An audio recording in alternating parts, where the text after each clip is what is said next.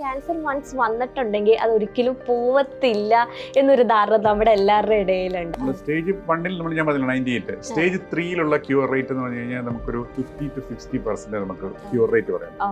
അപ്പൊ ബാക്കി വരുന്ന ആ 50%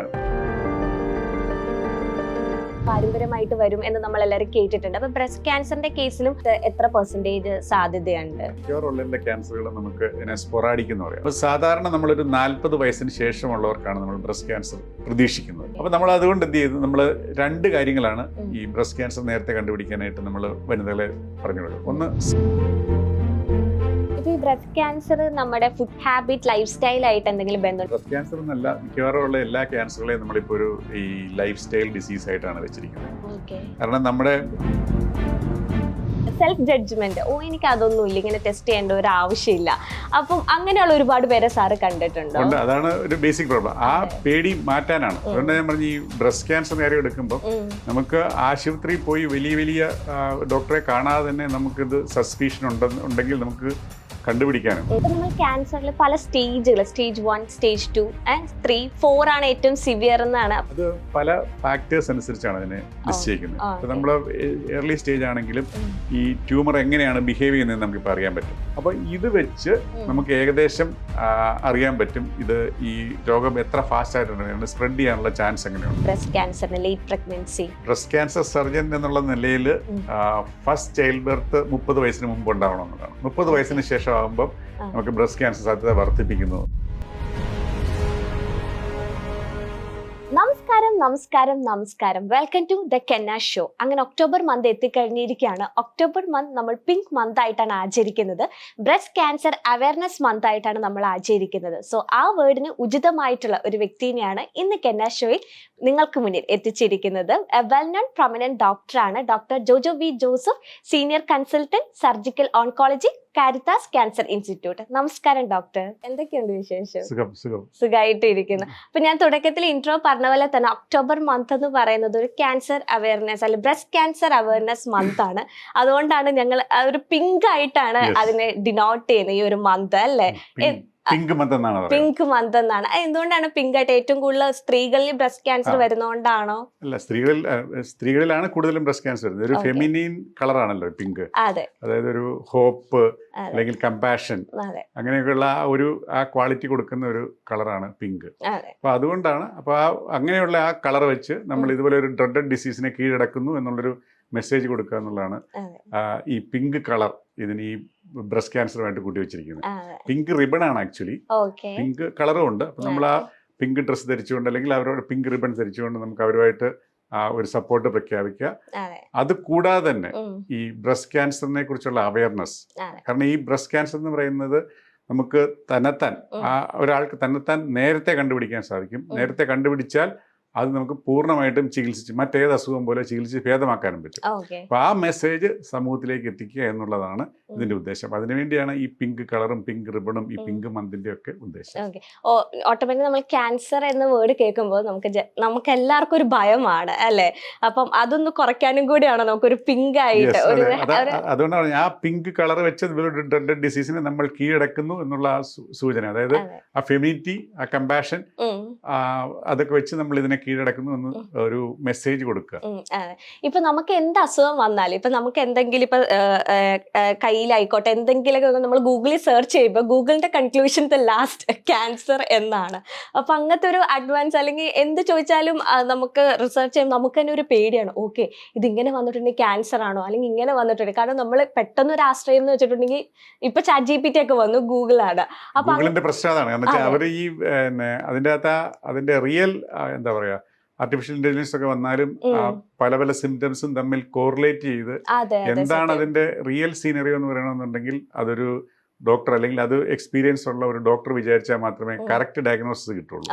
പ്രോബബിലിറ്റീസ് പറയും. അപ്പൊ ചിലപ്പോൾ ആദ്യം ക്യാൻസർ ആയിരിക്കും വരിക, പക്ഷെ അതിന്റെ ആ ഒരു പറഞ്ഞ പർട്ടിക്കുലർ സിംറ്റം ക്യാൻസർ ആകാനുള്ള സാധ്യത ചിലപ്പം 0.5% കാണുള്ളൂ. പക്ഷെ ഇതിനെക്കുറിച്ച് അറിയാത്ത ഒരാൾ ഇത് കാണുമ്പോൾ പേടിച്ചു പോകും. ഇത് തന്നെയാണ് എന്റെ അസുഖം എന്ന് വിചാരിക്കും.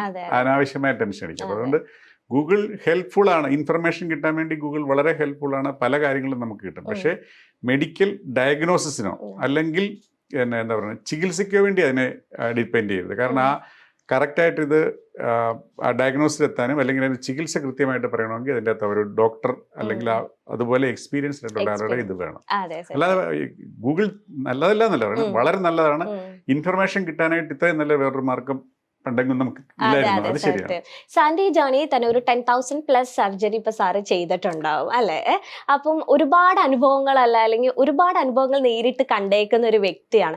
ഇപ്പൊ നമുക്ക് ഒരു അടുത്തിരിക്കുന്ന ഒരു വ്യക്തിക്ക് ഇപ്പൊ ക്യാൻസർ അല്ലെങ്കിൽ ഇങ്ങനത്തെ ഒരു വലിയ സംഭവം കേൾക്കുമ്പോൾ നമുക്ക് അന്നത്തെ ഒരു ദിവസം ഭയങ്കര സങ്കടമായിരിക്കും. അപ്പൊ സാറിനെ സംബന്ധിച്ചിടത്തോളം എങ്ങനെയാണ് ഈ ബ്രസ്റ്റ് ക്യാൻസർ കൊണ്ടായിരിക്കില്ല എല്ലാവരും സാറിനെ അപ്രോച്ച് ചെയ്യുന്നത്? ഒരുപാട് സർജറീസ് ചെയ്തിട്ടുണ്ട്. അപ്പൊ ഡെയിലി ലൈഫിൽ എപ്പോഴും ഇത് തന്നെയാണല്ലോ സാറ് കണ്ടോണ്ടിരിക്കുന്നത്. അപ്പൊ സാറിനെ സംബന്ധിച്ച് എങ്ങനെയാണ് ഓവർകം ചെയ്യുന്നത്? സാറും ഒരു മനുഷ്യനാണ്, സങ്കടങ്ങൾ വരും. അതെ, സങ്കടങ്ങൾ വരും. നമുക്ക് ഇപ്പം നമ്മളിപ്പോ അത് ശരിയാണ്, നമ്മളൊരു പ്യുവർ ഹ്യൂമൻ ബീങ് ആണ്. നമ്മളൊരു മനുഷ്യൻ നമ്മൾ മുമ്പിൽ വന്ന് കഴിയുമ്പോൾ നമുക്കിപ്പം അൺഎക്സ്പെക്ടഡ് ആയിട്ട് യങ് ഏജിലുള്ളവരോ അല്ലെങ്കിൽ ഒത്തിരി അഡ്വാൻസ്ഡ് ആയിട്ടുള്ളവരൊക്കെ ചിലപ്പം അപ്രതീക്ഷിതമായിട്ടൊക്കെ വരും. അപ്പം നമുക്ക് ആ ഒരു ഫീലിംഗ് ഉണ്ടാവും. ബട്ട് നമ്മളൊരു പ്രൊഫഷണലും കൂടെയാണ്. അപ്പോൾ നമ്മൾ ആ കാര്യങ്ങൾ മനസ്സിലാക്കും. അതിന് നമ്മൾ ആ ഫീലിങ്സ് നമുക്ക് ഉണ്ടെങ്കിൽ തന്നെ നമ്മളതിനെ പ്രൊഫഷണലായിട്ട് അപ്രോച്ച് ചെയ്യുമ്പോൾ നമുക്കത് ഒരു വലിയ പ്രശ്നം ഉണ്ടാകത്തില്ല. നമുക്ക് ആ കാര്യങ്ങളൊക്കെ മനസ്സിലാവും. നമുക്കും ഒരു പെട്ടെന്ന് ഒരാൾ വരുമ്പോൾ നമുക്ക് ബുദ്ധിമുട്ടൊക്കെ ഉണ്ടാവും. പക്ഷെ നമ്മൾ അതിനേക്കാൾ ഉപരി അവരെ നമുക്ക് എങ്ങനെ സഹായിക്കാം എന്നുള്ള ചിന്ത വരുമ്പോൾ നമുക്ക് ആ ഒരു ബുദ്ധിമുട്ടങ്ങ് മാറും. കാരണം നമ്മൾ അവിടെ ഇരിക്കുന്നത് അവർക്ക് വേറൊരിടത്തുനിന്ന് ഒരു ഇതിനെ സഹായിക്കാൻ പറ്റത്തില്ല. അപ്പൊ നമ്മളെ കൊണ്ടാണ് പുള്ളിക്ക് എന്തെങ്കിലും ചെയ്തു കൊടുക്കാൻ പറ്റുക.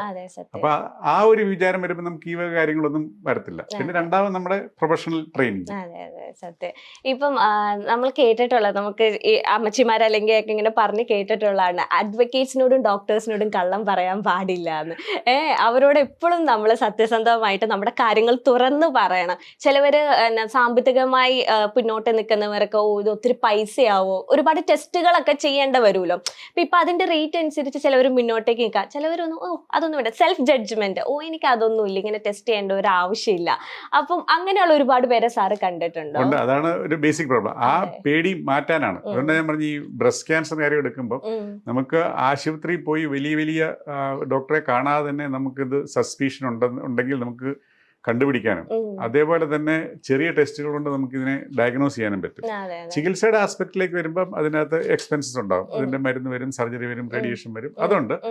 അത് വേറൊരു ആസ്പെക്റ്റ് ആണ്. പക്ഷെ എങ്കിൽ തന്നെയും ഇതിനെ ഭയത്തോടുകൂടി കാണാതെ എനിക്കിതുണ്ടോ എന്ന് നേരത്തെ കണ്ടുപിടിച്ചു കഴിഞ്ഞാൽ ഈ പറഞ്ഞ എക്സ്പെൻസസ് ഒക്കെ വളരെ ചെറിയ രീതിയിൽ ആക്കിക്കൊണ്ട് നമുക്ക് ചികിത്സിക്കാൻ പറ്റും.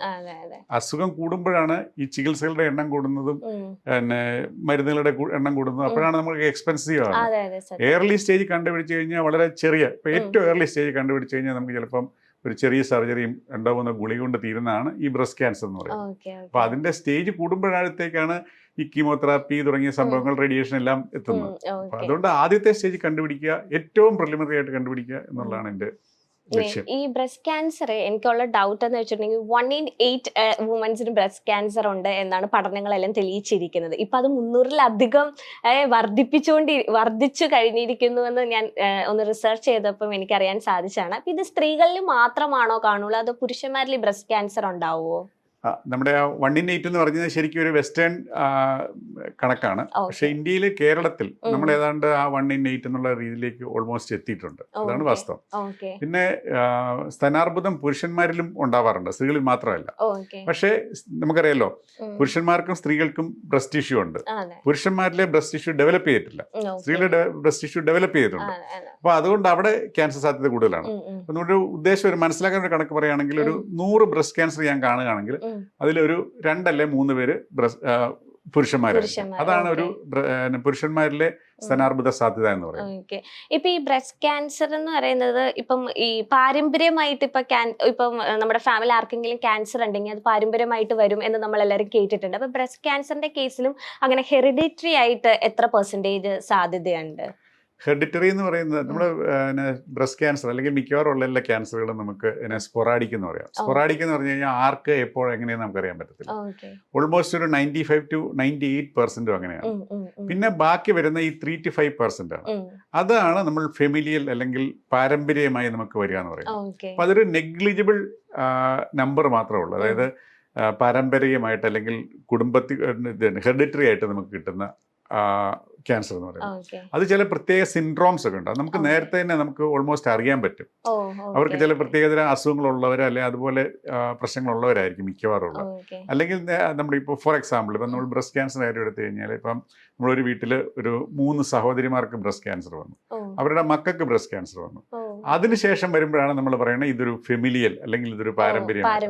അല്ലാതെ ഒരു ആൾക്ക് ബ്രസ്റ്റ് ക്യാൻസർ വന്നു, ആ അമ്മയുടെ മകൾക്കും ക്യാൻസർ വന്നു വെച്ചാൽ അത് ഫെമിലിയൽ ആവണമെന്നില്ല. ബട്ട് ഒരു പെർസെൻറ്റേജ് ഓഫ് എന്താ പറയുക ചാൻസസ് കൂടുതലുണ്ട്. അങ്ങനെ അമ്മയ്ക്ക് ഉണ്ടെങ്കിൽ മകൾക്ക് വരാനായിട്ടുള്ളൂ. പക്ഷെ അതൊരിക്കലും ഒരു ഫെമിലിയൽ ഇതല്ല, അതായത് പാരമ്പര്യമായിട്ടില്ല. അത് അവർ ജീവിക്കുന്ന ചുറ്റുപാടുകളും അവരുടെ എക്സ്പോഷറും എല്ലാം സെയിം ആയതുകൊണ്ട് സംഭവിക്കുന്നു. ഇപ്പൊ നമ്മൾ ക്യാൻസറിൽ പല സ്റ്റേജുകൾ, സ്റ്റേജ് 1, സ്റ്റേജ് 2, 3, 4 ആണ് ഏറ്റവും സിവിയർ എന്നാണ്. അപ്പൊ ഈ സ്റ്റേജസ് നമ്മുടെ ബ്രസ്റ്റ് ക്യാൻസറിന്റെ കേസിലും ഇങ്ങനത്തെ സ്റ്റേജസ് ഉണ്ടോ? എല്ലാ ക്യാൻസറിനും സ്റ്റേജ് ഉണ്ട്. സ്റ്റേജ് വെച്ചാണ് നമ്മൾ സ്റ്റേജ് എന്തിനാ പറയുന്നത് വെച്ച് കഴിഞ്ഞാൽ, സ്റ്റേജ് എന്ന് പറഞ്ഞാൽ ബേസിക്കലി രോഗത്തിന്റെ വ്യാപ്തിയാണ്. 1 തൊട്ട് തന്നെയാണോ സ്റ്റാർട്ട് ചെയ്യുന്നത്? 1 തന്നെയാണ്. സ്റ്റേജ് 0 എന്ന് പറഞ്ഞാൽ അസുഖമില്ല. സ്റ്റേജ് 1 എന്ന് പറഞ്ഞു കഴിഞ്ഞാൽ 1 to 4 ആണുള്ളത്. ഇതിന്റെ ബേസിക്കലി ഇതിന്റെ ഉദ്ദേശം എന്ന് പറഞ്ഞാൽ നമുക്ക് ഒരു ട്രീറ്റ്മെന്റ് അല്ലെങ്കിൽ വേറൊരാൾക്ക് ഇത് കാണുമ്പോൾ എന്താണ് ഈ അസുഖം എന്ന് അടുത്ത ആൾക്ക് മനസ്സിലാക്കാൻ അല്ലെങ്കിൽ ഒരു ചികിത്സ നിശ്ചയിക്കാനായിട്ട് പറയുന്ന ഒരു കണക്കാണ് ഈ സ്റ്റേജ് എന്ന് പറയുന്നത്. നമ്മുടെ ശരീരത്തിന്റെ എത്ര ഭാഗത്ത് വ്യാപിച്ചിട്ടുണ്ട്. എക്സാമ്പിൾ പറയുമ്പോൾ നമ്മൾ ബ്രസ്റ്റ് എടുത്തു കഴിഞ്ഞാൽ ബ്രസ്റ്റിൽ ചെറിയ മുഴ 2 സെന്റിമീറ്റർ താഴെയുള്ള ഒരു മുഴയാണ്. മറ്റു ഭാഗത്തേക്കൊന്നും പോയിട്ടില്ലെങ്കിൽ നമ്മൾ അതിനെ സ്റ്റേജ് 1 എന്ന് പറയാം. അത് 2 സെന്റിമീറ്റർ കൂടുതലായി നമുക്കറിയാം എവിടെ ക്യാൻസർ ഇറങ്ങിയാലും അതിന്റെ തൊട്ടടുത്തുള്ള കഴലുകളിലേക്ക് പോകും. ഇപ്പം ആ സ്റ്റേജ് 2 എന്ന് പറയുമ്പോഴത്തേക്കും അത് ആ 2 സെന്റിമീറ്റർ കൂടുതൽ മുഴയുണ്ട്, അല്ലെങ്കിൽ കഷത്തിലെ ചെറിയ ലിംഫ് നോഡുകളിലേക്കുള്ള മെറ്റാസ്റ്റേസിനുള്ള എവിഡൻസ് ഉണ്ട്, ചെറിയ മൈക്രോ മെറ്റാസ്റ്റേസ്. അങ്ങനെയാണ് അതിന്റെ ഗണം. 3 ആകുമ്പോഴത്തേക്കും ട്യൂമർ സൈസ് ഒരു വലിപ്പം കൂടി, കഷത്തിലെ ലിംഫ് നോഡുകളുടെ വലിപ്പം കൂടി, എണ്ണം കൂടി. സ്റ്റേജ് 4 ആകുമ്പോഴത്തേക്കും നമുക്ക് ഈ ബ്രസ്റ്റും ലിംഫ് നോഡും അല്ലാതെ മറ്റേതെങ്കിലും ഭാഗത്തേക്ക് അസുഖം ബാധിച്ചിട്ടുണ്ടെന്നാണ് നമ്മൾ മനസ്സിലാക്കുക. സ്റ്റേജ് 4 ഇപ്പൊ തൽക്കാലത്തെ നമ്മുടെ ഇതനുസരിച്ച് ക്യൂറബിൾ അല്ല. അതുപോലെ തന്നെ സ്റ്റേജ് 1 എന്ന് പറഞ്ഞാൽ ഒരു 98% ക്യൂറബിൾ ആണ്. അപ്പൊ ഇതാണ് നമുക്ക് ഒരു സ്റ്റേജ് പറയുമ്പോൾ നമുക്ക് കേൾക്കുന്ന ആൾക്കോ അല്ലെങ്കിൽ ഡോക്ടർക്കോ ആളുടെ അസുഖത്തിന്റെ ഗ്രാവിറ്റി അറിയാം, അവരുടെ ക്യൂർ റേറ്റും ഏകദേശം നമുക്ക് മനസ്സിലാക്കാം. ഇപ്പൊ ഈ സ്റ്റേജ് 1 എത്തി നിൽക്കുന്ന ഒരു പേഷ്യന്റിന് അപ്പം ആൾക്കും ഇങ്ങനെ സർജറി, ഹീമോ ഒക്കെ ചെയ്യണോ, അതോ മെഡിസിൻ കൊടുത്ത് മാറുന്നേ ഉള്ളൂ? അത് പല ഫാക്ടേഴ്സ് അനുസരിച്ചാണ് അതിനെ നിശ്ചയിക്കുന്നത്. ഇപ്പൊ നമ്മൾ ഏർലി സ്റ്റേജ് ആണെങ്കിലും ഈ ട്യൂമർ എങ്ങനെയാണ് ബിഹേവ് ചെയ്യുന്നത് നമുക്കിപ്പോൾ അറിയാൻ പറ്റും. നമ്മൾക്ക് അതിന് നമ്മളൊരു കുറെ പഠനങ്ങൾ നടത്തി. ഈ ട്യൂമർ ബയോപ്സി അറിയാലോ, ബയോപ്സി എടുത്ത ടിഷ്യൂവിൽ നിന്ന് അത് എത്ര ഫാസ്റ്റ് ആയിട്ടാണ് ഡിവൈഡ് ചെയ്യുന്നത് അറിയാൻ പറ്റും.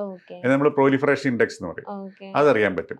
പിന്നെ ഈ നമ്മുടെ സ്ത്രീ ഹോർമോൺസ് ആയ ഈസ്ട്രജൻ, പ്രൊജസ്ട്രോണിന്റെ റിസപ്റ്റേഴ്സ് ഉണ്ടോന്ന് അറിയാൻ പറ്റും.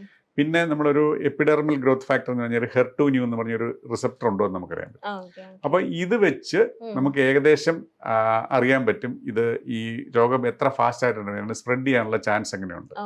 അപ്പൊ അത് വെച്ചും പിന്നെ ഈ ട്യൂമറിന്റെ സൈസും ലിംഫ് നോഡിന്റെ ഇൻവോൾവ്മെന്റും വെച്ചിട്ടാണ് നമ്മൾ ഒരു ചികിത്സ വേണോ, 2 ചികിത്സ വേണോ, 3 ചികിത്സ, അതായത് കോമ്പിനേഷൻ വേണോ, ഒരെണ്ണം മതി ഒന്ന് നിശ്ചയിക്കും. ഇപ്പം സ്റ്റേജ് 4 അല്ലെങ്കിൽ 3 എത്തിയിട്ടുണ്ടെങ്കിൽ അത് പോയാലും വീണ്ടും വരുമെന്ന് കേട്ടിട്ടുണ്ട്. എന്നുവെച്ചാൽ ക്യാൻസർ വൺസ് വന്നിട്ടുണ്ടെങ്കിൽ അത് ഒരിക്കലും പോവത്തില്ല എന്നൊരു ധാരണ നമ്മുടെ എല്ലാവരുടെ ഇടയിലുണ്ട്. അത് സത്യമാണോ? അല്ല, അതിനാണ് നമ്മൾ പറഞ്ഞത്. നമ്മൾ സ്റ്റേജ് 1 നമ്മൾ ഞാൻ പറഞ്ഞില്ല 98. സ്റ്റേജ് 3 ക്യൂർ റേറ്റ് എന്ന് പറഞ്ഞു കഴിഞ്ഞാൽ നമുക്കൊരു 50 to 60% നമുക്ക് ക്യൂർ റേറ്റ് പറയാൻ പറ്റും. അപ്പൊ ബാക്കി വരുന്ന ആ 50% over A period of time recurrence വരും. അപ്പൊ നമ്മുടെ ഈ ടോക്ക് ഷോയുടെ ആണെങ്കിലും നമ്മുടെ ഈ പിങ്ക് മന്തിന്റെ ഒക്കെ ഉദ്ദേശം എന്ന് പറയുന്നത് ആ സ്റ്റേജ് 3 എത്താതെ സ്റ്റേജ് 1 തന്നെ രോഗം ഡിറ്റക്ട് ചെയ്യണം, ചികിത്സിക്കണം. അപ്പൊ അതൊരു ക്യൂറബിൾ ആവും. അതാണ് നമ്മുടെ ഈ ഇതിന്റെ എല്ലാം ലക്ഷ്യം. അത് ജനങ്ങളിലേക്ക് പകർന്നു കൊടുക്കുക. അതായത് നേരത്തെ കണ്ടുപിടിക്കാനുള്ള കാര്യങ്ങൾ ജനങ്ങളിലേക്ക് എത്തിക്കുക. എങ്ങനെയാണ് നേരത്തെ ഇത് ഡിറ്റക്ട് ചെയ്യാൻ പറ്റുന്നത്? ഇപ്പൊ ഒരു സ്ത്രീനെ സംബന്ധിച്ചിടത്തോളം ഇപ്പൊ നമ്മൾ ഒരുപാട് ഇന്റർവ്യൂസ് അല്ലെങ്കിൽ ഒരുപാട് റിസർച്ച് ഒക്കെ എത്തുമ്പോൾ പലർക്കും പല ഡൗട്ടുകളാണ്. ഇപ്പൊ എന്ന് വെച്ചിട്ടുണ്ടെങ്കിൽ ചിലർ പാടുവന്ന ചിലപ്പോൾ അത് ക്യാൻസർ ആവണമെന്നില്ല. ഇപ്പൊ എല്ലാ ലംസും ക്യാൻസർ ആവണമെന്നില്ല അല്ലെ? അപ്പം അതെങ്ങനെയാണ് ഒരു ക്ലിയർലി ഐഡന്റിഫൈ ചെയ്യാൻ പറ്റുന്നത് ഒരു ബ്രസ്റ്റ് ക്യാൻസർ ആണ് എന്നെങ്ങനെ ഐഡന്റിഫൈ ചെയ്യാൻ പറ്റുന്നത്? നമുക്ക് അപ്പൊ ചോദിച്ച് 2 ഭാഗമായിട്ട് നമുക്ക് എടുക്കാം. ആദ്യം നമ്മൾ ബ്രസ്റ്റ് ക്യാൻസർ സിംറ്റംസ്, അതായത് എന്താണ് ഒരു ഡൗട്ട്ഫുൾ അല്ലെങ്കിൽ ലക്ഷണങ്ങൾ എന്താണെന്നാണ് ചോദിച്ചത്. അപ്പൊ അത് പറഞ്ഞിട്ട് നമുക്ക് എങ്ങനെയാണ് ഇത് ഒരാൾ തന്നെ നേരത്തെ കണ്ടുപിടിക്കുന്നത്.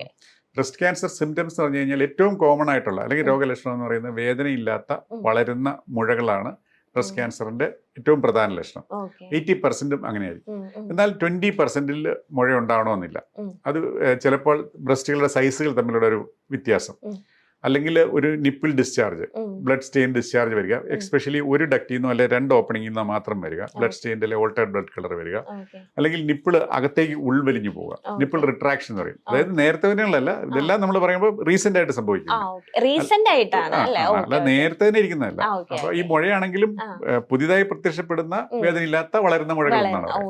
പിന്നെ ഈ നിപ്പിളിന് ചുറ്റുമുള്ള സ്ഥലമുണ്ടോ, ഏരിയകളെന്ന് പറയുന്നത്, ആ ഏരിയകളായി സ്കെയിലിംഗ് വരിക, തൊലി പോവുക, ഇതും ഈ ബ്രസ്റ്റ് ക്യാൻസറിന്റെ ലക്ഷണങ്ങളാവാം. അത് കൂടാതെ ഈ ബ്രസ്റ്റിന്റെ സ്കിൻ കട്ടി പിടിക്കുക ഏതെങ്കിലും ഒരു ഭാഗത്ത്, അല്ലെങ്കിൽ നമ്മൾ ഈ ഓറഞ്ചിന്റെ ഒക്കെ തൊലി കണ്ടിട്ടില്ലേ, ഈ പിടിച്ചു കഴിയുമ്പോൾ ഒരു പ്രത്യേക രീതിയിൽ അതുപോലെ വരുന്ന പ്യൂഡി ഓറഞ്ച് എന്ന് പറയും, അങ്ങനെ കട്ടി വെക്കാൻ മാത്രമേ ഒരു ലക്ഷണമാകും. ഇതൊന്നുമില്ല, ബ്രസ്റ്റ് ചിലപ്പോൾ അബ്സല്യൂട്ട്ലി നോർമൽ ആയിരിക്കും, പക്ഷെ ആ സൈഡിലെ ആംബിറ്റിൽ ചിലപ്പോൾ മുഴയുണ്ടാകും. ആ മുഴയും ഈ ബ്രസ്റ്റ് ക്യാൻസർ ലക്ഷണമാണ്. ഇത് വളരെ ഒരു ചെറിയ പെർസെൻറ്റേജിൽ ഇത് ഈ ബ്രസ്റ്റിലെ സിംറ്റംസ് ഉണ്ടാവില്ല. മെറ്റാസ്റ്റേസിസ്, അതായത് രോഗം വേറെ എവിടെയെങ്കിലും പോയിട്ട് ബോൺ പെയിനോ അല്ലെങ്കിൽ ഈ ക്ലാവിക്കലിന്റെ മുകളിൽ മുഴയോ അങ്ങനെയൊക്കെ ആയിട്ട് പ്രസന്റ് ചെയ്യാം. അത് വളരെ കുറച്ചേ ഉണ്ടാവുള്ളൂ. ഇതൊക്കെയാണ് ഒരു ബ്രസ്റ്റ് ക്യാൻസറിന്റെ സിംറ്റംസ് അല്ലെങ്കിൽ രോഗലക്ഷണം എന്ന് പറയും. എനിക്ക് ഈ ബ്രസ്റ്റ് ക്യാൻസർ ക്യൂറബിൾ ആയിട്ട് എനിക്ക് തോന്നിയിട്ടുണ്ട്. കാരണം നമ്മുടെ ഈ സമൂഹത്തിൽ എടുത്തു നോക്കുമ്പോൾ ഏറ്റവും കൂടുതൽ മരണം സംഭവിക്കുന്നത് ഹാർട്ട് ഡിസീസ്, അല്ലെങ്കിൽ ഇപ്പൊ കേട്ട് വരുന്നത് ബ്രസ്റ്റ് ക്യാൻസറും കോമൺ ആണെങ്കിൽ മരണത്തിന്റെ എണ്ണം വെച്ച് നോക്കുമ്പോൾ അത് കുറവാണ് അല്ലേ? അതെ, അല്ല ഈ കാർഡിയാക് ഡിസീസിന്റെ അത്രയൊന്നും കില്ലർ അല്ല ബ്രസ്റ്റ് ക്യാൻസർ. ഈ ബ്രസ്റ്റ് ക്യാൻസർ മോർട്ടാലിറ്റി കുറയ്ക്കുക എന്നുള്ളതാണ്. ഇപ്പം എല്ലാവരും പറയും ഡോക്ടർമാർക്ക് അസുഖം ഉണ്ടെങ്കിലാണ് പേഷ്യന്റിനെ വേണം, അതുകൊണ്ട് അവരെന്താ അതിനുവേണ്ടി ചെയ്യില്ല എന്ന് പറയുന്നത്. പക്ഷെ നമ്മുടെ ഇതനുസരിച്ച് അങ്ങനെയല്ല, കഴിയുന്നതും അസുഖം സമൂഹത്തിൽ നിന്ന് മാറ്റുക എന്നുള്ളതാണ് ഡോക്ടറുടെ ലക്ഷ്യം. അപ്പൊ അതിന്റെ കൂടെ ഡോക്ടറുടെ പ്രൊഫഷൻ ആയതുകൊണ്ട് ഡോക്ടർക്ക് അതിന് സാലറി കിട്ടും എന്നുള്ളതാണ്. അല്ലാതെ അസുഖം ഏറ്റവും നേരത്തെ കൺട്രോൾ ചെയ്യുക, നേരത്തെ അത് സമൂഹത്തിൽ നിന്ന് ഉണ്ടാവാതിരിക്കാൻ നോക്കുക, അതിനുള്ള കാര്യം പറഞ്ഞു, ഉണ്ടായാൽ അത് നേരത്തെ കണ്ടുപിടിക്കാനുള്ള കാര്യങ്ങൾ പറഞ്ഞു കൊടുക്കുക, നേരത്തെ കണ്ടുപിടിച്ചാൽ അത് ചികിത്സ ഭേദമാക്കുക. അതാണ് നമ്മുടെ ഒരു മെഡിക്കൽ ഒരു ഡോക്ടറുടെ ദൗത്യം എന്ന് പറയുന്നത്. അപ്പൊ അതുകൊണ്ട് ഈ ബ്രസ്റ്റ് ക്യാൻസർ മോർട്ടാലിറ്റി പൂർണ്ണമായി ഇല്ലാതാക്കുക എന്നുള്ളതാണ് ഇതുപോലെയുള്ള നമ്മുടെ ഈ അവയർനെസ് പ്രോഗ്രാമും അല്ലെ ഇതുപോലെ ഡിസ്കഷന്റെ ഒക്കെ ഉദ്ദേശം. ആരും പേടിക്കണ്ട, നമുക്ക് നേരത്തെ കണ്ടുപിടിക്കാം, നേരത്തെ കണ്ടുപിടിച്ച ചികിത്സിച്ച് ഭേദമാക്കാം, ആ മെസ്സേജ് കൊടുക്കുക എന്നുള്ളതാണ്. ഇപ്പൊ വേറെ ഒരുപാട് ക്യാൻസേഴ്സ് ഉണ്ടെങ്കിലും ഏറ്റവും ഡേഞ്ചറസ് ആയിട്ടുള്ള വിഭാഗത്തിൽ പെടുന്നതാണോ ഈ ബ്രസ്റ്റ് ക്യാൻസർ? നമുക്ക് അങ്ങനെ ഡേഞ്ചറസ് എന്ന് പറയാനായിട്ട് എല്ലാ ക്യാൻസറും സ്റ്റേജ് വൈസ് ആണ് നമ്മൾ. പിന്നെ എത്ര ഫാസ്റ്റ് ആയിട്ട്, ഞാൻ പറഞ്ഞല്ലോ ബയോളജിക്കൽ ബിഹേവിയർ എന്ന് പറഞ്ഞു. ബ്രസ്റ്റ് ക്യാൻസർ ഇൻഡോളന്റ് എന്ന് പറയും, അതായത് വെറുതെ സ്ലോ ഗ്രോയിങ് ആയിട്ടുള്ള ബ്രസ്റ്റ് ക്യാൻസർ ഉണ്ടാകും, വളരെ സ്ലോ ആയിട്ട് വളരുന്നത്. പക്ഷെ നേരെ എക്സ്ട്രീം നല്ല ഫാസ്റ്റ് ആയിട്ട് വളരുന്ന, പട്ട നോക്കി നിൽക്കുമ്പം പിന്നെ പടർന്ന് മെറ്റാസ്റ്റൈസ് ചെയ്ത് ട്രീറ്റ്മെന്റ് റെസിസ്റ്റന്റ് ആയിട്ട് പോകുന്ന ചില ട്രിപ്പിൾ നെഗറ്റീവ് എന്നൊക്കെ പറഞ്ഞ ഞാൻ നേരത്തെ പറഞ്ഞ റിസപ്റ്റർ നോക്കുമെന്ന് പറഞ്ഞില്ലേ, ER/PR, ആ റിസപ്റ്ററൊക്കെ നെഗറ്റീവ് ആയിട്ടുള്ള അഗ്രസീവ് ആയിട്ട് ട്യൂമറുണ്ട്. അപ്പൊ അതുകൊണ്ട് ഏത് ട്യൂമറും അഗ്രസീവ് ആവാം. അതിനാണ് നമ്മൾ ഈ ട്യൂമറിന്റെ ബയോളജിക്കൽ ബിഹേവിയർ എപ്പോഴും പറയുന്നത്, എങ്ങനെയാണ് ഇത് ബിഹേവ് ചെയ്യുന്നതെന്ന് കണ്ടുപിടിക്കുക, അതനുസരിച്ച് ചികിത്സിക്കുക. അതനുസരിച്ച് നമുക്ക് ഇവരോട് പറയാൻ പറ്റും നിങ്ങളുടെ അസുഖം എങ്ങനെയാവും എങ്ങനെയാന്നുള്ളത്. അപ്പൊ അതുകൊണ്ട് ഇന്ന ക്യാൻസർ അഗ്രസീവാണ്, അതിന്റെ ഓരോന്നിന്റെ ബയോളജിക്കൽ ബിഹേവിയർ പോലെ ആയിരിക്കും. പിന്നെ ഉള്ളത് ഈ ലിവർ ക്യാൻസർ അങ്ങനെയുള്ള ക്യാൻസറുകളൊക്കെ നമുക്ക് മിക്കവാറും നമ്മൾ ഡിറ്റക്ട് ചെയ്യുമ്പോഴത്തേക്ക് ലേറ്റ് ആവും, ചികിത്സ അധികം ഇല്ല. അങ്ങനെയുള്ള ചില ക്യാൻസർ, ചില ബ്ലഡ് ക്യാൻസറുകളൊക്കെ ഫാസ്റ്റ് ആയിട്ടുണ്ട്. പക്ഷെ നമുക്ക് ഈ ബ്ലഡ് ക്യാൻസർക്ക് സിനിമയെ കണ്ട് നമുക്കുള്ള പരിചയം കൊണ്ടാണ്. ബ്ലഡ് ക്യാൻസർ എന്ന് പറഞ്ഞാൽ വളരെ കുറച്ച് നമ്പേഴ്സിലേ ഉള്ളൂ, വളരെ കുറച്ച് ആൾക്കാർക്കേ ഉണ്ടാവുള്ളൂ. ഇതൊന്നും അത്ര വലിയ കാര്യമായിട്ട് എടുക്കേണ്ട കാര്യമില്ല. നമുക്ക് കോമൺ ആയിട്ട് വരുന്ന ഈ ബ്രസ്റ്റ് ക്യാൻസർ പോലെയുള്ള പ്രോബ്ലംസ്, അതാണ് നമുക്ക് നേരത്തെ കണ്ടുപിടിച്ച് ചികിത്സിച്ച് ഭേദമാക്കുക എന്നുള്ള കാര്യങ്ങളിലേക്ക് എത്തുക എന്നുള്ളത്. ഇപ്പൊ ഈ ബ്രസ്റ്റ് ക്യാൻസർ നമ്മുടെ ഫുഡ് ഹാബിറ്റ്, ലൈഫ് സ്റ്റൈൽ ആയിട്ട് എന്തെങ്കിലും ബന്ധമുണ്ട്? ഇപ്പൊ നമ്മൾ ഹാർട്ട് ഡിസീസ് അല്ലെങ്കിൽ അതൊക്കെ വരുമ്പോൾ, ഹെർട്ട് ഡിസീസ് ഒക്കെ വരുമ്പോഴത്തേനും ഫുഡ് കൺട്രോൾ ചെയ്യണം, ഓയിൽ അല്ലെങ്കിൽ എക്സസൈസ് ചെയ്യണം, അങ്ങനത്തെ ഒക്കെ ഒരുപാട് ടിപ്സ് ഡോക്ടേഴ്സിന്റെ സൈഡിൽ നിന്ന്. അപ്പൊ ഈ ബ്രസ്റ്റ് ക്യാൻസർ ഫുഡ് ഹാബിറ്റ്സ് അല്ലെങ്കിൽ ലൈഫ് സ്റ്റൈലും കൊണ്ട് ഉണ്ടാവുന്നതുണ്ടോ?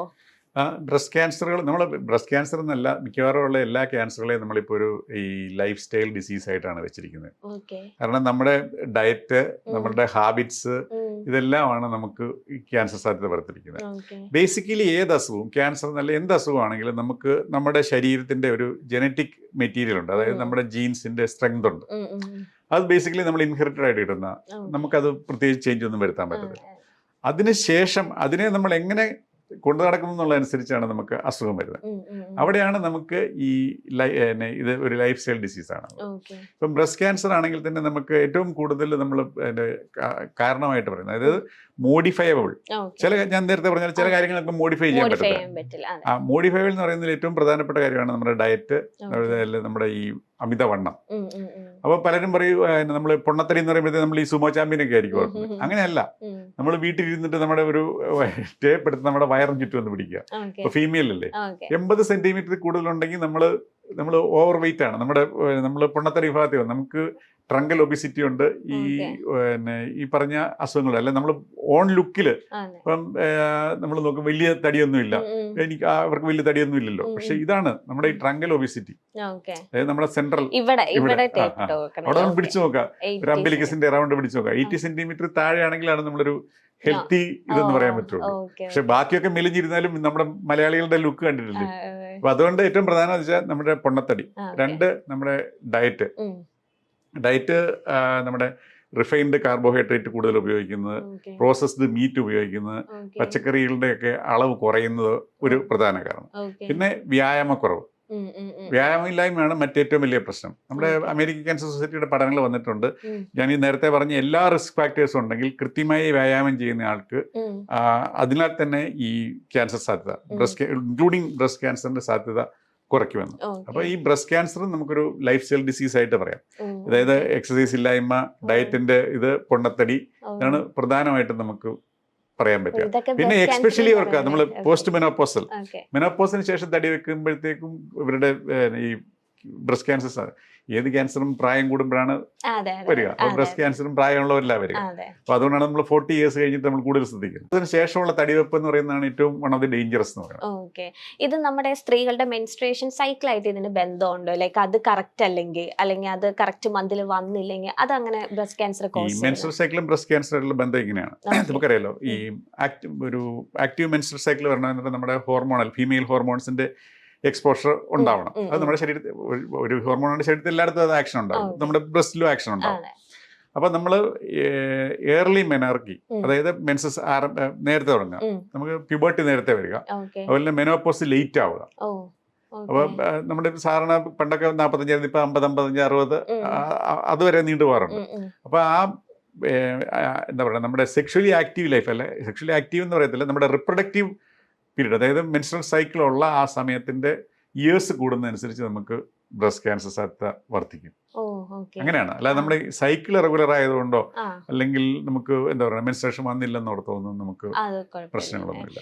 ലേറ്റ് പ്രഗ്നൻസി ഇതിന് ബാധകമാകും. കാരണം ഇപ്പോഴത്തെ ഒരു ട്രെൻഡ് അനുസരിച്ച്, ഒരു ന്യൂജൻ ട്രെൻഡ് അനുസരിച്ച് വിവാഹശേഷം ഉടനെ കുട്ടികൾ വേണ്ടാന്ന് വെക്കുന്നവരാണ് പലരും. ഒരു 4 ഇയേഴ്സ് അല്ലെങ്കിൽ ഒരു 5 ഇയേഴ്സ് അല്ലെങ്കിൽ ഒരു സെറ്റിൽഡ് ആയിട്ട് കുട്ടികൾ വേണമെന്ന് ആഗ്രഹിക്കുന്നവരാണ് പലരും. അത് ഇതിനൊരു കാരണമാകുമോ ബ്രസ്റ്റ് ക്യാൻസറിന്, late pregnancy? Breast cancer surgeon എന്നുള്ള നിലയിൽ ഫസ്റ്റ് ചൈൽഡ് ബർത്ത് 30 വയസ്സിന് മുമ്പ് ഉണ്ടാവണം എന്നുള്ളതാണ്. 30 വയസ്സിന് ശേഷം ആകുമ്പോൾ നമുക്ക് ബ്രസ്റ്റ് ക്യാൻസർ സാധ്യത വർദ്ധിക്കുന്നു എന്നുള്ളതാണ്. അതുപോലെ തന്നെ ഇതിനോട് റിലേറ്റഡ് ആയിട്ടുള്ള കാര്യം പറയാം, ബ്രസ്റ്റ് ഫീഡിങ് എത്ര കാലം ചെയ്യുന്നോ അത്രയും നമുക്ക് പ്രൊട്ടക്ഷൻ ആണ് ബ്രസ്റ്റ് ക്യാൻസറിനെതിരെ. അപ്പൊ ഇത് രണ്ടും വളരെ സിഗ്നിഫിക്കന്റ് ആയിട്ടുള്ള കാര്യങ്ങളാണ്. അതായത് first child birth should be before 30 years എന്നാണ്. അപ്പൊ എല്ലാവർക്കും ഇതൊക്കെ ഒരു പുതിയ അറിവ് തന്നെയാണ്. അപ്പൊ ഇത് എല്ലാം ഒരു ഇന്റർ കണക്ട് ആയിട്ടല്ലേ? ഞാൻ പറഞ്ഞില്ലേ, ഇതൊരു ഹോർമോണൽ ഇന്റർപ്ലേ ആണ്. അത് ഈ ഫാറ്റി ഇത് വരുമ്പോഴത്തേക്കും ഉള്ളതും ഇത് തന്നെയാണ്, സെയിം തിങ് ആണ് സംഭവിക്കുന്നത്. ഇപ്പം ബ്രസ്റ്റ് ക്യാൻസർ ഇപ്പൊ സർജറിക്ക് പറഞ്ഞു, അപ്പം അത് എന്തൊക്കെയാണ്? കാരണം എന്ന് വെച്ചിട്ടുണ്ടെങ്കിൽ നമ്മൾ റിമൂവ് ചെയ്യുക അല്ലെ, സ്ത്രീകളെ സംബന്ധിച്ചിടത്തോളം നമുക്കൊരു കൈയുടെ ഒരു വിരൽ പോയാൽ തന്നെ നമ്മുടെ ഒരു കോൺഫിഡൻസ് കുറയും അല്ലെ. ഇപ്പൊ സ്ത്രീകളെ സംബന്ധിച്ചിടത്തോളം അവരുടെ ഏറ്റവും വലിയ ഒരു കോൺഫിഡൻസിന്റെ ഭാഗമാണ് അവരുടെ ഓരോ അവയവം. അതെന്ന് വെച്ചാൽ ബ്രസ്റ്റ് എന്ന് പറയുന്നത് നമ്മളെല്ലാവരെയും സംബന്ധിച്ചിടത്തോളം അത് ഒരു അടയാളം കൂടിയാണ്. അപ്പൊ അതൊന്നും പെട്ടെന്ന് റിമൂവ് ചെയ്യുക അല്ലെങ്കിൽ അതിനെന്തെങ്കിലും പറ്റുക, അവരുടെ കോൺഫിഡൻസിനെ അത് ബാധിക്കുമല്ലോ. അതെങ്ങനെയാണ് ഒരു സർജറി, ഇപ്പൊ അഡ്വാൻസ് ടെക്നോളജി കുറെ വന്നിട്ടുണ്ടാവില്ല, അപ്പൊ അതിനെ പറ്റി ഒന്ന് പറയാമോ? ഇപ്പൊ നമ്മുടെ ഇപ്പോഴത്തെ കറണ്ട് സീനറിയോ, ഇപ്പൊ ഞാനൊരു മാസം നമ്മളൊരു ആവറേജ് ഒരു 20 ബ്രസ്റ്റ് സർജറീസ് ചെയ്യാറുണ്ട്. 20-25 ബ്രസ്റ്റ് സർജറീസ് ചെയ്യും ഒരു മാസം തന്നെ. അപ്പൊ അതിൽ നമുക്ക് ഒരാൾക്കൊക്കെ നമുക്ക് ഈ ബ്രസ്റ്റ് റിമൂവ് ചെയ്യേണ്ടതായിട്ട് വരാറുള്ളൂ. ബാക്കി ആർക്കും നമ്മളിപ്പം ബ്രസ്റ്റ് റിമൂവ് ചെയ്യാറില്ല. നമ്മുടെ ആ കൺസെപ്റ്റേ മാറി. പക്ഷേ പലപ്പോഴും അത് ജനങ്ങൾക്ക് ദഹിക്കുന്നില്ല. കാരണം നമ്മളിപ്പം വരുന്ന പലരും ഞാൻ കൺവിൻസ് ചെയ്യേണ്ടി വരും ഇതിന്റെ ആവശ്യമില്ല. കാരണം അവരെ സംബന്ധിച്ചുള്ള ഇത് കേൾക്കുമ്പോൾ ഒരു ഡ്രഡ് ഡിസീസ്, എന്റെ ജീവനും കൊണ്ട് പോകാൻ വന്ന ഒരു ഡിസീസ്, അതിന് ഇനി ഒരു ബ്രസ്റ്റ് പോയാലും വേണ്ടില്ല, എനിക്ക് അത് ഇഷ്യൂ ഇല്ല എന്നുള്ള രീതിയിലാണ്. അതെ, ചിലവർക്ക് അങ്ങനെ ധാരണ, ഇത് കളഞ്ഞിട്ടുണ്ടെങ്കിൽ വരത്തില്ല, അത് റിമൂവ് ചെയ്യണായിരിക്കും നല്ലത്. അതാണ് ഈ ബ്രസ്റ്റ് റിമൂവ് ചെയ്യുന്നതും അല്ലാത്തതുമായിട്ട് നമ്മുടെ ഈ ചികിത്സ ഇതുമായിട്ട് യാതൊരുവിധ റിലേഷനും ഇല്ല. അങ്ങനെയാണ് ഇപ്പൊ നമ്മൾ പുതിയ കൺസെപ്റ്റ്. നമ്മളിപ്പം ഞാൻ പറഞ്ഞില്ലേ, വളരെ കുറച്ച് ആൾക്കാരിലെ നമ്മൾ ഈ ബ്രസ്റ്റ് കംപ്ലീറ്റ് ആയിട്ട്, അതായത് ചിലപ്പോൾ ഒത്തിരി അഡ്വാൻസ്ഡ് ആയിട്ട് വരും, അല്ലെങ്കിൽ റേഡിയേഷൻ കൊടുക്കാൻ പറ്റത്തില്ലാതെ വരും, അങ്ങനെയുള്ള അല്ലെങ്കിൽ വേറെ എന്തെങ്കിലും കോമോർബിഡിറ്റീസ്, ചികിത്സയൊക്കെ മറ്റ് ആശുപത്രി വന്നു പോകാനായിട്ടുള്ള പാടുണ്ട്. അപ്പം ഏറ്റവും മിനിമം ആയിട്ട് അങ്ങനെയുള്ളവരുടെയൊക്കെ ബ്രസ്റ്റ് റിമൂവൽ നമ്മൾ അഡ്വൈസ് ചെയ്യാറുള്ളൂ. അല്ലാത്ത ആളുടെ ബ്രസ്റ്റ് നമ്മൾ റിമൂവ് ചെയ്യത്തില്ല. ആ മുഴയെടുക്കും, ആ ബ്രസ്റ്റിന്റെ മുഴയെടുക്കും, പിന്നെ ആംബിറ്റിലെ ലിംഫ് നോഡ് എടുത്ത്, അതും ഇപ്പൊ നമ്മൾ ഫുൾ ആയിട്ട് എടുത്ത് കളയാറില്ല. അപ്പം ബേസിക്കലി ബ്രസ്റ്റ് ക്യാൻസർ സർജറി എന്ന് പറയുമ്പോൾ ബ്രസ്റ്റിന്റെ മുഴയെടുത്തു, ആംബിറ്റിലെ ലിംഫ് നോഡ് എടുത്ത് പരിശോധിച്ചതിന് ശേഷം റിപ്പോർട്ട് അനുസരിച്ച് ബാക്കി മുമ്പോട്ട് പോകുന്നത്. ഇപ്പൊ നമ്മൾ ആ ആംബിറ്റിലെ എടുക്കുമ്പോഴത്തേക്കാണ് ഈ ബ്രസ്റ്റ് ക്യാൻസർ സർജറിക്ക് ശേഷം ആൾക്കാർക്ക് ഈ കയ്യിൽ നീരൊക്കെ വരുന്നത് ശ്രദ്ധിച്ചിട്ടുണ്ട്. അപ്പൊ അതൊക്കെ ഉണ്ടാകാതിരിക്കാൻ വേണ്ടി ഇപ്പൊ നമ്മൾ അതുപോലും ചെയ്യാറില്ല. ഒരു മരുന്നെടുത്ത് ഈ നിപ്പിളിന് ചുറ്റും കുത്തിവെച്ചതിന് ശേഷം അത് പോകുന്ന ആദ്യത്തെ ലിംഫ് നോഡ് നമുക്ക് കണ്ടുപിടിക്കാനുള്ള മെക്കാനിസം ഉണ്ട്. അതെടുത്ത് അപ്പൊ തന്നെ നമ്മൾ പരിശോധനയ്ക്ക് കൊടുക്കും. അതിനാണ് നമ്മൾ സെൻട്രൽ ലിംഫ് നോഡ് ബയോപ്സി എന്ന് പറയുന്നത്. അപ്പൊ പതോളജിസ്റ്റ് അപ്പം നോക്കിയിട്ട് പറയും അത് ട്യൂമർ ഉണ്ടോ ഇല്ലയോ, ഇല്ലെങ്കിൽ നമ്മൾ അവിടെ കൊണ്ട് നിർത്തും. ഇപ്പൊ എത്ര ഏജ് തൊട്ടാണ് ഇതൊക്കെ ഒന്ന് ചെക്ക് ചെയ്യേണ്ടത്, അല്ലെങ്കിൽ ഇതുണ്ടോ പ്രത്യേകിച്ച് സ്ത്രീകള്? ഇപ്പൊ നമുക്ക് എല്ലാവർക്കും ഇത് കാണുമ്പോഴും ഇപ്പൊ ഒരുപാട് പേർക്ക് നമ്മുടെ ഈ വീഡിയോ ഔട്ട് ആയതിനു ശേഷം ഒരുപാട് പേർക്ക് ഡൗട്ട്സ് ഉണ്ടാവും. അപ്പം എത്ര ഏജ് തൊട്ടാണ് നമ്മൾ ഇത് റെഗുലർലി ഒന്ന് ചെക്ക് ചെയ്യേണ്ടത്, എന്ത് ചെക്കപ്പ് ആണ് ഫസ്റ്റിൽ നടത്തേണ്ടത്, അതൊക്കെ ഒന്ന് പറയാമോ? നമ്മൾ ഏത് ക്യാൻസറും, ബ്രസ്റ്റ് ക്യാൻസറും നമ്മൾ ആ ഏജ് അഡ്വാൻസസ് ആണ് നമുക്ക് ഇത് സാധ്യത കൂടുന്നത്. അപ്പോൾ സാധാരണ നമ്മളൊരു 40 വയസ്സിന് ശേഷമുള്ളവർക്കാണ് നമ്മൾ ബ്രസ്റ്റ് ക്യാൻസർ പ്രതീക്ഷിക്കുന്നത്. അപ്പം എന്ന് വിചാരിച്ച് അതിന് താഴെ ബ്രസ്റ്റ് ക്യാൻസർ ഉണ്ടാവില്ല എന്നല്ല. നമ്മളുടെ ഈ ലൈഫ് സ്റ്റൈൽ ചേഞ്ചസ് കൊണ്ടും നമ്മുടെ ഹാബിറ്റ്സ് മാറുന്നതുകൊണ്ടും ഈ 40 വയസ്സിനുള്ള താഴോട്ട് വരുന്നുണ്ട്. അതൊരു ഫാക്ടറാണ്. പക്ഷേ ഒരു സയന്റിഫിക് റീസൺസിൽ നമ്മൾ 40-ന് മുകളിലുള്ളവരെയാണ് സ്ക്രീനിങ്ങിന് വിധേയമാക്കുന്നത്. അപ്പോൾ നമ്മൾ അതുകൊണ്ട് എന്ത് ചെയ്തു, നമ്മൾ 2 കാര്യങ്ങളാണ് ഈ ബ്രസ്റ്റ് ക്യാൻസർ നേരത്തെ കണ്ടുപിടിക്കാനായിട്ട് നമ്മൾ വനിതകളെ പറഞ്ഞു കൊടുക്കും. ഒന്ന് സെൽഫ് ബ്രസ്റ്റ് എക്സാമിനേഷൻ, അത് 20 വയസ്സ് മുതൽ തുടങ്ങുക. ഞാൻ അതിനെക്കുറിച്ച് പറയാം. പിന്നെ രണ്ടാമത്തേത് മാമോഗ്രാം സ്ക്രീനിങ്. അപ്പോൾ ഈ മാമോഗ്രാം ക്ലിയർ ആയിട്ട് കിട്ടാനായിട്ട് നമുക്ക് 40 വയസ്സിന് ശേഷം ചെയ്യുന്നതാണ് നല്ലത്. എക്സ്റേ മാമോഗ്രാം ഇയർലി ചെയ്യണമെന്നുള്ളതാണ് അഡ്വൈസ്. അത് അല്ലെങ്കിൽ അറ്റ്ലീസ്റ്റ് 2 ഇയേഴ്സിലൊരിക്കൽ. പിന്നെ സംശയമുണ്ടെങ്കിൽ ഹെൽത്ത് ചെക്കപ്പ്. ഈ 3 കാര്യങ്ങൾ ചെയ്തു കഴിഞ്ഞു കഴിഞ്ഞാൽ നമുക്ക് ബ്രസ്റ്റ് ക്യാൻസർ ഈ നമ്മൾ ഈ പറഞ്ഞ മുഴയോ അല്ലെങ്കിൽ നേരത്തെ പറഞ്ഞ സിംറ്റംസ് ഒക്കെ വരുന്നതിന് മുമ്പ് തന്നെ നമുക്ക് കണ്ടുപിടിക്കാൻ പറ്റും. അപ്പോൾ നമുക്ക് അതിനെ ഈ പറഞ്ഞ വലിയ വലിയ ചികിത്സകളൊന്നും ഇല്ലാതെ ചികിത്സിച്ച് ഭേദമാക്കാൻ പറ്റും. അതാണ് അതിന്റെ ബേസിക് കാര്യം. അപ്പോൾ ഇനി രണ്ടാമത്തെ കാര്യം പറഞ്ഞത് എന്താണ് ഈ സെൽഫ് ബ്രസ്റ്റ് എക്സാമിനേഷൻ, എന്തുകൊണ്ടാണ് ഇത് നേരത്തെ തുടങ്ങുന്നത്? സെൽഫ് ബ്രസ്റ്റ് എക്സാമിനേഷൻ എന്ന് പറഞ്ഞാൽ നമ്മുടെ ഒരു വനിത അവരുടെ തന്നെ അവയവത്തെ അണ്ടർസ്റ്റാൻഡ് ചെയ്യുക എന്നുള്ളതാണ്. അപ്പോൾ നമ്മളതിന് 20 വയസ്സ് തൊട്ടാണ് നമ്മൾ ഈ ബ്രസ്റ്റ് സെൽഫ് എക്സാമിനേഷൻ അഡ്വൈസ് ചെയ്യുന്നത്. ഇതിന്റെ ബേസിക് കാര്യം എന്ന് പറഞ്ഞു കഴിഞ്ഞാൽ അന്ന് നമ്മൾ ഈ ബ്രസ്റ്റ് എന്ന് പറഞ്ഞ ഒരു ഡൈനാമിക് അവയവമാണ്. നേരത്തെ നമ്മൾ ഹോർമോണിന്റെ കാര്യം പറഞ്ഞില്ലേ, അപ്പോൾ ഓരോ ദിവസവും ഈ ബ്രസ്റ്റിന്റെ ഫീല് മാറിക്കൊണ്ടിരിക്കും. അപ്പൊ അതുകൊണ്ട് നമ്മൾ ഈ ബ്രസ്റ്റ് സെൽഫ് എക്സാമിനേഷൻ ചെയ്യുന്നതിന് നമ്മളൊരു ഡേറ്റ് ഫിക്സ് ചെയ്യണം. ഇപ്പൊ പീരീഡ് ഉള്ളവരാണെങ്കിൽ പീരീഡിന് ശേഷം 6-ാമത്തെ ദിവസം, 5-ാമത്തെ 6-ാമത്തെ ദിവസം ഒന്ന് ഫിക്സ് ചെയ്യാം. ഇനി യൂട്രസ് റിമൂവ് ചെയ്തവർ, പീരീഡ് നിന്നവർ, അല്ലെങ്കിൽ മെനോപോസ് ആയവർ, എന്തെങ്കിലും കാരണവശാൽ അവർ മാസത്തിലെ ഏതെങ്കിലും ഒരു ദിവസം ഫിക്സ് ചെയ്യുക, ആ ദിവസം മാത്രം ചെയ്യുക. അത് നമ്മൾ മിസ്സായി പോയാൽ ആ മാസം പിന്നെ ചെയ്യണ്ട, അതിന്റെ നമ്മുടെ അടുത്ത ഡേറ്റിൽ മതി. അതിന്റെ കാരണം എന്താണെന്ന് വെച്ച് കഴിഞ്ഞാൽ അല്ലാതെ നമ്മൾ നോക്കിയാൽ മുഴയുണ്ടെന്ന് തോന്നും, പിന്നെ നമ്മൾ ഡോക്ടറെ അടുത്ത് പോകും, അനാവശ്യമായിട്ട് പോകും. അപ്പൊ അതുകൊണ്ടാണ് നമ്മൾ പറഞ്ഞത് ഈ 2 കാര്യം സ്പെസിഫിക് ആയിട്ട് ബ്രസ്റ്റ് ഡൈനാമിക് അവയവമാണ്, ഈ ഡേറ്റ് ഫിക്സ്ഡ് ആയിട്ട് നമുക്ക് ആ ഡേറ്റ് ഫിക്സ് നോർമലി പിടിക്കുമ്പോൾ തന്നെ നമുക്ക് മനസ്സിലാവും എങ്ങനെയാണ് കഴിഞ്ഞ പ്രാവശ്യമായിട്ട് വ്യത്യാസം ഉണ്ടെന്ന് മനസ്സിലാവും. അതാണ് ഈ സെൽഫ് ബ്രസ്റ്റ് എക്സാമിനേഷൻ ബേസിക്. പിന്നെ നമുക്ക് ചെയ്യേണ്ടതെന്ന് വെച്ച് കഴിഞ്ഞാൽ നമുക്ക് ഈ കൈയുടെ 2 രീതിയിലാണ് നമ്മൾ ചെയ്യുക. ഒന്ന് നമ്മൾ തൊട്ടുകൊണ്ട് നോക്കുക, അല്ലാതെ നമുക്ക് ഒരു കണ്ണാടിയുടെ മുമ്പിൽ പോയി നിൽക്കുക. അതാണ് ഏറ്റവും സിമ്പിൾ ആയിട്ടുള്ളത്. കണ്ണാടിയുടെ മുമ്പിൽ നിന്നതിന് ശേഷം നമ്മുടെ ഡ്രസ്സ് മാറ്റിയതിന് ശേഷം നമ്മൾ കണ്ണാടി നോക്കുക. അപ്പോൾ നമുക്ക് നോട്ട് ചെയ്യേണ്ടതെന്ന് കഴിഞ്ഞാൽ ബ്രസ്റ്റിന്റെ സൈസ് തമ്മിൽ എന്തെങ്കിലും വ്യത്യാസമുണ്ടോ, എവിടെയെങ്കിലും തടിപ്പുണ്ടോ, എന്തെങ്കിലും സ്കിന്നിന് ഞാൻ നേരത്തെ പറഞ്ഞ ഓറഞ്ച് അതുപോലെ എന്തെങ്കിലും സ്കിൻ ചേഞ്ചസ് ഉണ്ടോ, നിപ്പിൾ അകത്തേക്ക് വലിഞ്ഞിട്ടുണ്ടോ, നിപ്പിളിന്റെ പൊസിഷൻ മാറിയിട്ടുണ്ടോ, ഇത്രയും നോക്കുക. അതിനുശേഷം നമ്മുടെ കൈ 2ഉം കൂടെ ഈ ഹിപ്പിന്റെ അവിടെ വെച്ചിട്ട് ഒന്ന് പ്രസ് ചെയ്യുക. പ്രസ് ചെയ്യുമ്പോൾ നമ്മുടെ ഈ ചെസ്റ്റിന്റെ മസിൽ കൺട്രാക്ട് ചെയ്യും. അപ്പൊ ഞാൻ ഈ നേരത്തെ പറഞ്ഞ ചേഞ്ചസ് എല്ലാം എന്തെങ്കിലും ഉണ്ടെങ്കിൽ കൃത്യമായിട്ട് നമുക്ക് കാണാൻ പറ്റും. അപ്പൊ അത് എന്തെങ്കിലും ഉണ്ടെങ്കിൽ നമ്മൾ റെക്കോർഡ് ചെയ്തു. ഇനി രണ്ടാമത്തെ ഭാഗം എന്ന് പറയുന്നത് നമ്മൾ കൈ കൊണ്ട് പരിശോധിക്കുന്നതാണ്. അത് നമ്മൾ പിന്നെ കുളിക്കുമ്പോഴോ അല്ലെങ്കിൽ നമ്മൾ കിടക്കുമ്പോഴോ വേണമെങ്കിൽ നമുക്ക് ചെയ്യാം. നമ്മുടെ എപ്പോഴും നമ്മൾ ഇടതുവശത്തെ സ്ഥലം പരിശോധിക്കാനായിട്ട് വലത് കൈയും ഇടതുവശത്തിന് വേണ്ടി വലത് കൈ ഉപയോഗിക്കുക. സെയിം കൈ ഉപയോഗിക്കരുത്. പിന്നെ ഫിംഗർ ടിപ്പ് ഉപയോഗിക്കരുത്.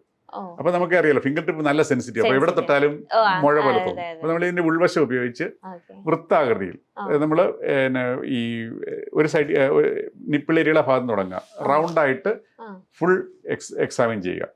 എന്നിട്ട് ആ ബ്രസ്റ്റ് എന്ന് പറയുന്നത് ചെസ്റ്റേ മാത്രമേ ഉള്ളൂ. കുറച്ച് ഭാഗം ആംബിറ്റിലേക്കുണ്ട്. കൈ പൊക്കിയതിനു ശേഷം ഈ കൈ കൊണ്ട് അകത്തേക്കും പരിശോധിക്കുക. അതിനുശേഷം ഈ നമ്മുടെ ഈ ക്ലാവിക്കിളിന്റെ മുകളുണ്ടല്ലോ അവിടവും കൂടെ പരിശോധിക്കുക. അതിനുശേഷം നമ്മുടെ ഈ നിപ്പിളിന്റെ ഏരിയ നമ്മൾ അവിടെ നോക്കിയിട്ടില്ല, നമ്മൾ അതിന് ചുറ്റുമാണ് വട്ടത്തിൽ തുടങ്ങിയത്. പ്രസ് ചെയ്ത് നോക്കുക. അതിനുശേഷം നിപ്പിൾ ഒന്ന് പ്രസ് ചെയ്ത് നോക്കുക, എന്തെങ്കിലും ഡിസ്ചാർജ് വരുന്നു. ഇത്രയും കാര്യങ്ങൾ ചെയ്യുക. അതാണ്. അത് നമുക്ക് കുളിക്കുമ്പം ചെയ്യാം. നമുക്ക് പ്രൈവസി ഉണ്ട്.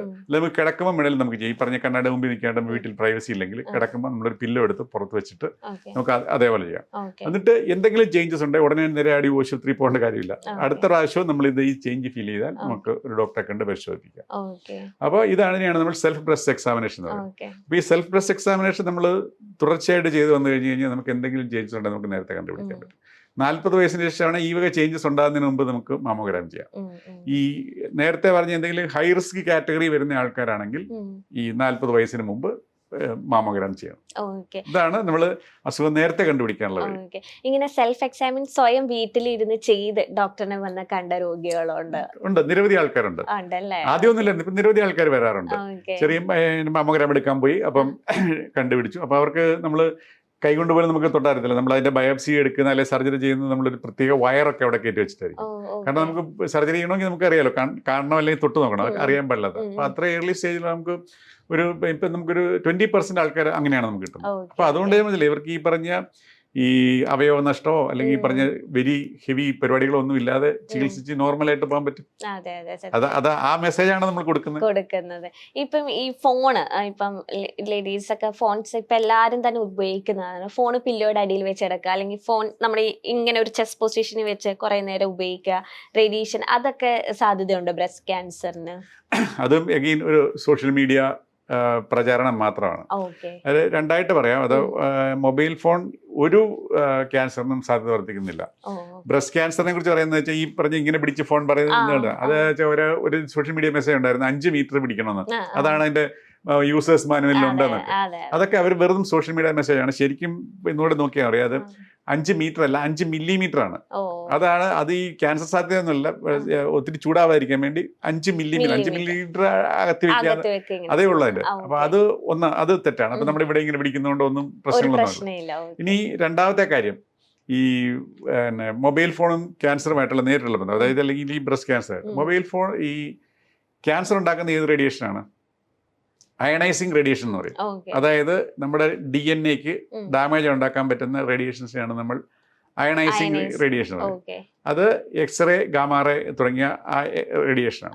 അപ്പൊ നമ്മൾ പൊതുവെ ഈ മൊബൈലിലും എല്ലാത്തിനും നമ്മൾ റേഡിയേഷൻ എന്നാണ് ഉപയോഗിക്കുന്നത്. ആ വാക്ക് വരുന്നത് എങ്ങനെയാണെന്ന് വെച്ച് കഴിഞ്ഞാൽ നമ്മുടെ പ്രപഞ്ചത്തിലെ എല്ലാ എനർജിയും, അപ്പൊ നമ്മൾ ഈ കാണുന്ന ഈ വിസിബിൾ ലൈറ്റ് ഉൾപ്പെടെ നമ്മൾ ഇലക്ട്രോ മാഗ്നറ്റിക് റേഡിയേഷൻ എന്നാണ് പറയുക. അതൊരു സ്പെക്ട്രമാണ്. അതിൽ ഏറ്റവും കുറഞ്ഞ സൈഡിൽ അല്ലെങ്കിൽ വേവ് ലെങ്ത് കുറഞ്ഞ സൈഡ് എന്ന് പറയുന്നത് നമ്മുടെ റേഡിയോ വേവ്സ് എന്ന് പറയും. മറ്റേ അറ്റം വരുന്നതാണ് ഈ എക്സ്റേ വേവ്സ്, ഗാമാ റേസ്. അതിൽ ഈ എക്സ്റേസ്, ഗാമാ റേസ് ഡേഞ്ചറസ് ആണ്. ഈ റേഡിയോ വേവ്സ് കഴിഞ്ഞിട്ടാണ് നമ്മുടെ ഈ ലൈറ്റ് വരുന്നത്, വിസിബിൾ ലൈറ്റ്. അത് നമ്മൾ സ്ഥിരം അടിക്കുന്നല്ലേ, അപ്പൊ നമുക്ക് അങ്ങനെയാണ്. അതുകൊണ്ട് ക്യാൻസർ വരും. അപ്പൊ അതുകൊണ്ട് വരുന്നില്ലോ. അതിലും താഴെയുള്ള സേഫ് ആയിട്ടുള്ള ഒരു സാധനമാണ് ഈ റേഡിയോ വേവ്സ്. ഈ റേഡിയോ വേവ്സ് ഉപയോഗിച്ചാണ് ഈ മൊബൈൽ ടവർ, മൊബൈൽ ഫോൺ എല്ലാം വർക്ക് ചെയ്യുന്നത്. അത് വളരെ സേഫ് ആണ്. നമുക്ക് ഒരു രീതിയിലുള്ള ബ്രസ്റ്റ് ക്യാൻസർ എന്നല്ല, ഒരു ക്യാൻസർ സാധ്യത വർദ്ധിപ്പിക്കില്ല. അതുപോലെ തന്നെ ഈ പലരും പറയാറുണ്ട് ഈ പാന്റിന്റെ പോക്കറ്റിൽ പിള്ളേർ നടക്കുന്നതുകൊണ്ട് അവർക്ക് സ്പേം ഉണ്ടാവില്ല, ഇൻഫെർട്ടിലിറ്റി ഉണ്ട്. അതൊക്കെ വെറും തെറ്റിദ്ധാരണമാണ്. ഈ ബോഡീസിൽ ടാറ്റൂസ് അടിക്കുന്നതുകൊണ്ട് എന്തെങ്കിലും, ഇപ്പം സ്ത്രീകളാണെങ്കിൽ ഒരുപാട് പേര് ചെസ്റ്റിന്റെ ഈ ഭാഗത്തൊക്കെ ടാറ്റൂസ് അടിക്കുന്നുണ്ട്, അല്ലെങ്കിൽ നെയിംസ്, കോട്ടിങ്സ്, അതൊക്കെ ഇപ്പം ടാറ്റൂ ഡൈയുമായിട്ട് ക്യാൻസർ സാധ്യത വർദ്ധിപ്പിക്കുന്നതായിട്ട് ഇതുവരെ പ്രൂഫ് ഒന്നും ഇല്ല. അപ്പൊ അതുകൊണ്ടും നമുക്ക് പ്രശ്നമൊന്നും ഇല്ല. എനിക്ക് ഡോക്ടറായിട്ട് സംസാരിക്കാൻ പറ്റിയതിൽ ഒരുപാട് കാര്യങ്ങൾ എന്റേതായ രീതിയിൽ എനിക്ക് ചോദിക്കാൻ പറ്റി. കാരണം പുറത്തുനിന്ന് കാണുമ്പോഴും നമുക്ക് ഇങ്ങനത്തെ ഒക്കെ ഡൗട്ട്സ് ആണ് എങ്ങനെയാണെന്ന്. അപ്പം ഡോക്ടറിനെ ഇന്റർവ്യൂ എടുക്കുന്നതിന് മുന്നേ ഞാനും റിസർച്ച് ചെയ്തപ്പോൾ എനിക്കും തോന്നി ഒരുപാട് ഡൗട്ടുകൾ. കാരണം നമ്മൾ ഗൂഗിളും അല്ലെങ്കിൽ ഇങ്ങനെ സോഷ്യൽ മീഡിയയിൽ വരുന്നതൊക്കെ വെക്കുമ്പോൾ ഓക്കെ ഇങ്ങനെയാണോ എന്ന്.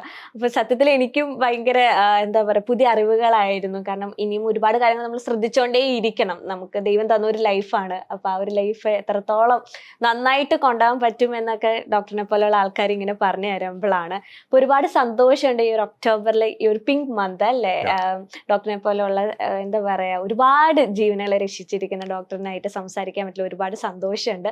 പിന്നെയും ഞങ്ങളുടെ ചാനലിൽ വരിക, പിന്നെയും നമുക്ക് കണ്ടുമുട്ടാം. Thank you so much. Let's celebrate life. അതെ, thank you doctor. Thank you so much.